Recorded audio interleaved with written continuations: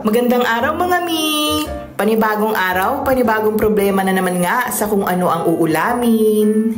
Ngayong araw na to ay hayaan nyo akong i-share sa inyo kung paano ako gumagawa ng Spanish sardines na bangos.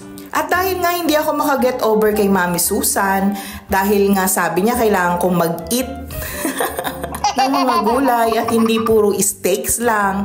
Eto na Mami Susan, pagbibigyan na kita. Isda naman tayo ngayon.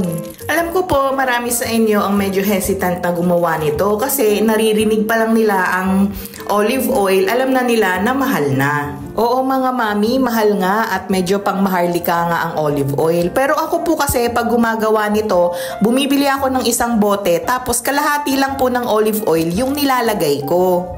Medyo mahal po yon, mga nasa 300 plus, pero at least nahati natin siya. Para kung susunod po na gagawa tayo ulit, ay meron pa tayong kalahating mantika ng olive oil.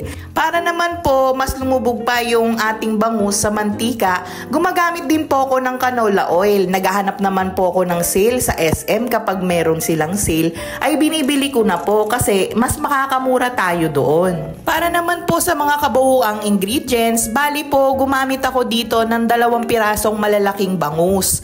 Pinahiwa-hiwa ko lamang po siya. Tapos, ang mga gulay naman po na gagamitin natin ay carrots, pickles, at saka po yung green olive oils. Green olives po pala at saka black olives. Ito naman po, naghahanap lang rin ako sa Pure Gold ng pinakamurang green olives at black olives na nakadilata. Mga nakabote po pala. Sorry. Para naman po sa mga spices, gumamit lang po ako ng bawang, yung mga buo-buo. Bumibili na po ako ng hiwana sa palengke para hindi na tayo mahirap magbalat.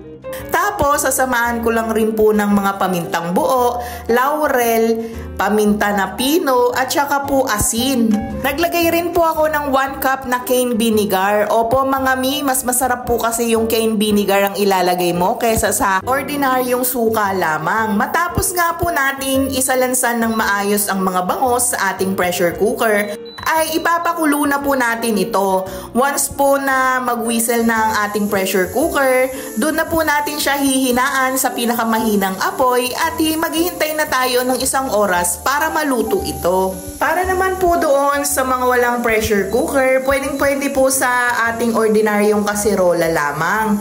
Pakukuluin lamang po natin ito at once na kumulo ay hihinaan ng apoy at mga 1.5 oras po nating dapat na pakukuluin ang ating mga bangus. At yun na nga mga mi, sa ilang saglit lamang o oras ay meron na tayong Spanish sardine bangus. Sa sobrang mantika nga pala po ng ating nagamit dyan mga mi, ang ginagawa ko po ay tinatabi ko yan at pinanggigisa ko sa mga gulay na aking lulutuin. Ayun na nga mga mi, sana'y nagustuhan nyo ang video na to. Please like and share. Bye!